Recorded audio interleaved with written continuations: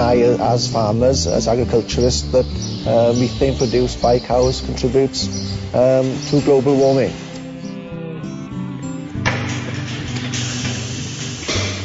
I'm David Davis. I work at the Institute of Biological, Environmental and Rural Sciences at Everaert University.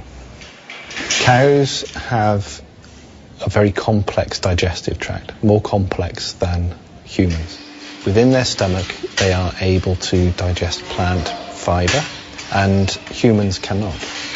To do that, they need a very complex mix of bacteria and fungi and protozoa within their digestive system.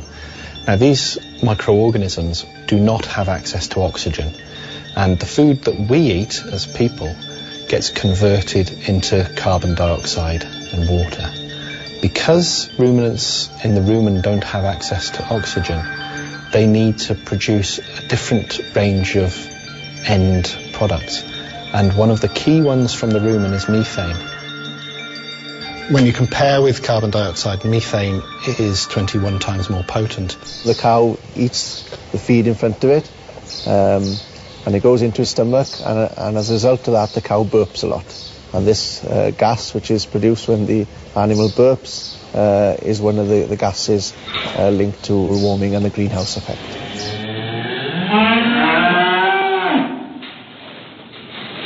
Every cow and every ruminant regurgitates its food into the mouth to chew, and this enables the microorganisms in the stomach to actually get better access to that feed. And whilst they're regurgitating it, they're actually releasing methane. So every time the cud, as it's called, comes into the mouth, a small amount of gas will also be released, and this will contain a large proportion of methane. No, you don't notice anything about it because it's just a natural process which occurs in all ruminants. The dairy cow that's producing 8 to 10,000 litres of milk every year will produce around 500 to 700 litres of methane every day. So your average cow will produce around 700 litres of methane per day. This is equivalent to the amount of greenhouse gas CO2 emissions produced by a big 4x4 vehicle travelling around 35 miles per day. The rumen population within the world is probably growing, and it has to grow in line with the growth in population in order to feed that population. I think it should concern everybody. In 2006, the Food and Agriculture Organization of the UN, the FAO, published an important report which first brought the link between livestock farming and climate change to light. I'm now going to speak to Dr. Henning Steinfeld, the chief author of this report. Dr. Steinfeld, you have calculated that livestock farming is responsible for 18% of greenhouse gas emissions. That's quite a lot. In fact, 18% is quite a lot. It has to do with the fact that in this assessment we took into account all the changes in land use that are related to livestock, the production of animals in terms of methane, the manure management in terms of also methane and nitrous oxides, and the various steps of the feed production, livestock production, processing, transport, and so on that have to do with livestock and feed commodities. And this is how you get to 18%. Okay. How did you respond yourself when you were confronted with these figures? I knew it was high. I knew also the impact on water and biodiversity was going to be very significant. I didn't expect it to be quite as high, but this is the figure we came up with. And what do you think? What was the most shocking, amazing conclusion from your report? Well, I think one of the issues is that this huge environmental impact that livestock have is not well understood by the public. It is not even well understood by the farmers themselves. So there is actually a strong case for regulating the livestock sector much more than is currently the case. Thank you. Everyone is talking about global warming and trying to find out why it is happening. But how can it be that livestock farming is hardly ever mentioned as one of its causes? Certainly when more and more scientists have made the link between livestock farming and climate change.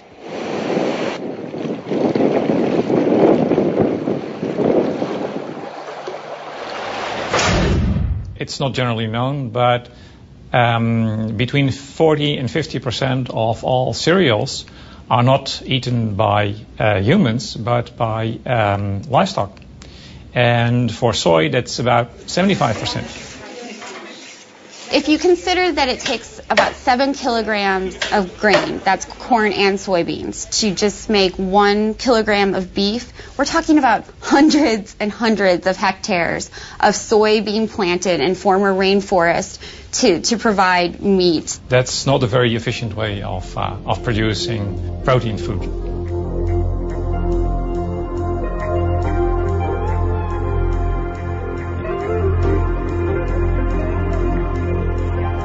The soy is being imported from places like Brazil. Brazil has the biggest soy export market in the world, and their soy production has grown since the 1960s, something like 57 times. So they're just producing more soy than ever before.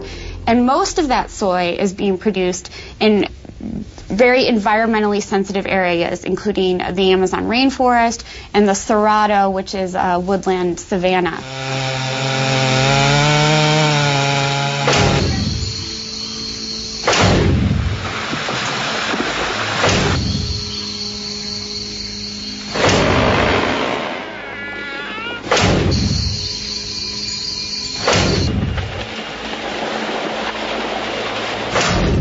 What can I say? It's a disaster.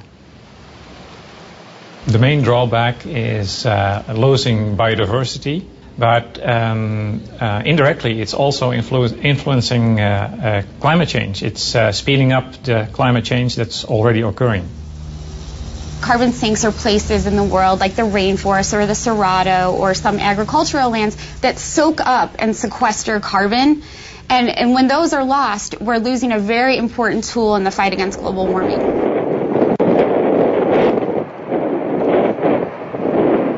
Today, there's nothing more important than trying to contain the problem of global warming. And to do that, we cannot afford not to pay attention to agriculture. If we want to just achieve a fairly conservative objective in this sector, which is to stop this sector adding more by the middle of the century, then we have to take quite radical steps, because the natural dynamic is that as populations get richer, they almost universally consume more animal products. In the global context at the moment, this argument really, in a way, focuses on China, because China is the biggest increaser in meat consumption. It's doubling every 10 years. The population of pigs and chickens in China is doubling every 10 years. These are monogastric animals.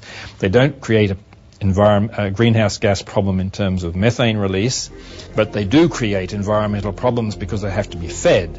And the feedstuffs have to come from global sources, and they come from soybean production in Brazil, which comes from deforestation and so on.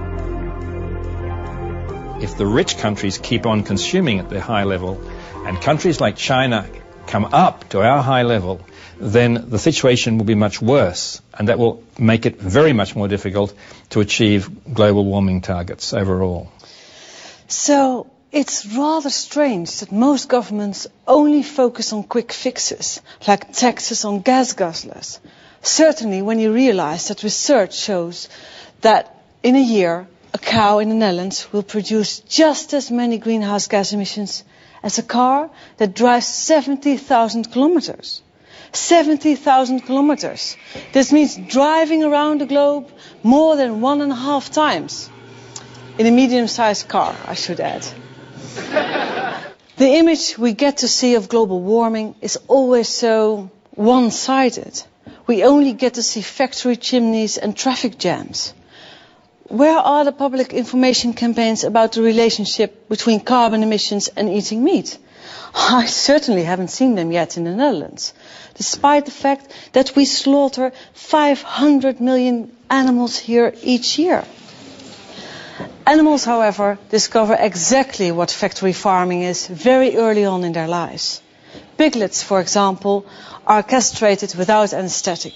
Their tails are docked, they are forced to live in dark concrete stalls, and usually only see daylight when they are taken to slaughter. It's not much different for other factory farmed animals. Take laying hens, for example. They are crammed into battery cages and their beaks are trimmed to stop them from pecking one another. Since 2006, I have represented the Party for the Animals in the Dutch Parliament, and I strive to put an end to these kind of practices. But my work